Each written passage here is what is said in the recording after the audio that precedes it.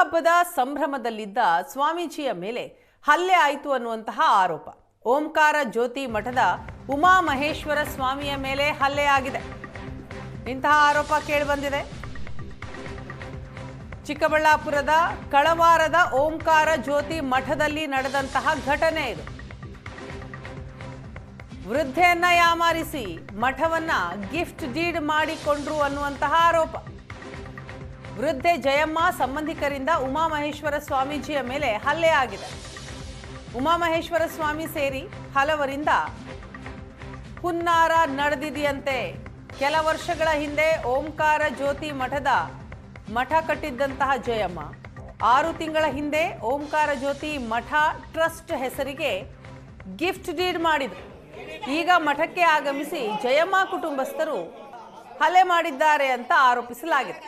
ಚಿಕ್ಕಬಳ್ಳಾಪುರ ಆಸ್ಪತ್ರೆಗೆ ದಾಖಲಾಗಿ ಚಿಕಿತ್ಸೆಯನ್ನ ಪಡಿತಾ ಇದ್ದಾರೆ ಸ್ವಾಮೀಜಿ. ದೃಶ್ಯವನ್ನ ನೀವು ನೋಡ್ತಾ ಇದ್ದೀರಿ.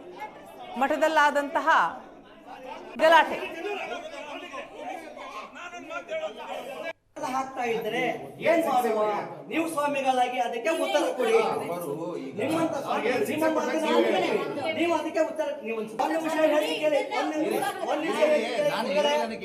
ಸ್ವಾಮಿಗಳೇ ಒಂದು ವಿಷಯ ಇನ್ನೊಂದು ನನ್ನ ಮಾತು ಕೇಳಿ, ಆಮೇಲೆ ನೀವು ಮಾತಾಡಿ. ನಮ್ಮ ಅತ್ತೆಗೆ ಹಾಸ್ಪಿಟಲ್ ಸೇರಿಸ್ಬೇಕಾದ್ರೆ, ನಮ್ಮ ಅತ್ತೆ ಹಾಸ್ಪಿಟ್ಲಿಂದ ಬರ್ಬೇಕಾದ್ರೆ ನಾನು ಹಾಸ್ಪಿಟ್ಲಿಂದ ಆಶ್ರಮಕ್ಕೆ ಹೋಗೋದಿಲ್ಲ. ಯಾಕೆ? ನನಗೆ ಬಲವಂತ ಮಾಡ್ತಾರೆ, ನನಗೆ ತಲೆ ತಿಂತಾರೆ, ನನಗೆ ತಲೆ ಕೆಡಿಸ್ತಾರೆ.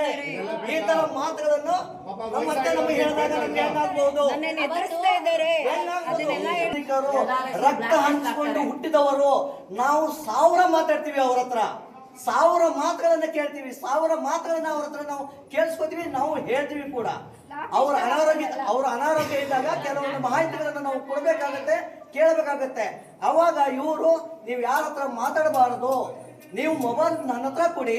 ಅವ್ರು ಅಲ್ಲಿಟ್ಟಿರೋ ಮೊಬೈಲ್ ತಗೊಂಡು ಎಲ್ಲರ ಮೊಬೈಲ್ಗಳನ್ನ, ನಮ್ಮ ಮೊಬೈಲ್ ಸಂಖ್ಯೆಗಳನ್ನೆಲ್ಲ ಬ್ಲಾಕ್ ಮಾಡೋದು.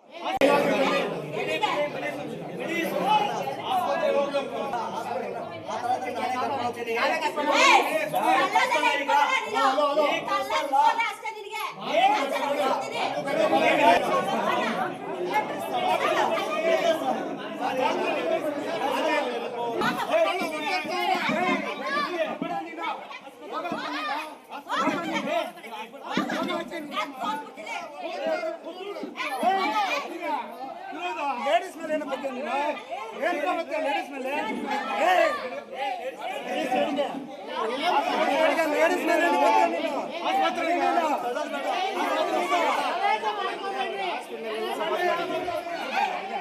ಡಿಸಿಪಿಗೆ ಮತ್ತೆ ಎಲ್ಲಾ ಕಡೆನೂ ಮ್ಯಾಟರ್ ಹೋಗಿದೆ, ಎಲ್ಲ ಲೆಟರ್ ಕೊಟ್ಟಿದೀವಿ. ಕಾನೂನು ಪ್ರಕಾರ ಕ್ರಮ ಕೈಗೊಳ್ಳಬೇಕು. ಗಲಾಟೆ ಮಾಡಿದ್ರೆ ಅಂತ ನಾವು ಇಲ್ಲಿ ಯಾವುದೇ ರೀತಿಯಾದಂತ ಗಲಾಟೆ ನಾವು ಮಾಡಕ್ ಹೋಗಿಲ್ಲ. ನಾವು ಬಂದಿದ್ದು ನ್ಯಾಯ ಕೇಳಕ್ಕೆ.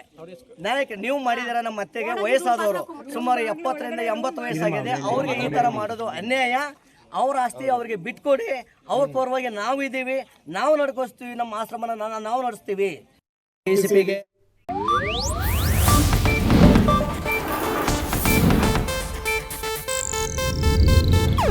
ಇದು ಏಷ್ಯಾನೆಟ್ ನ್ಯೂಸ್ ನೆಟ್ವರ್ಕ್ ಪ್ರಸ್ತುತಿ.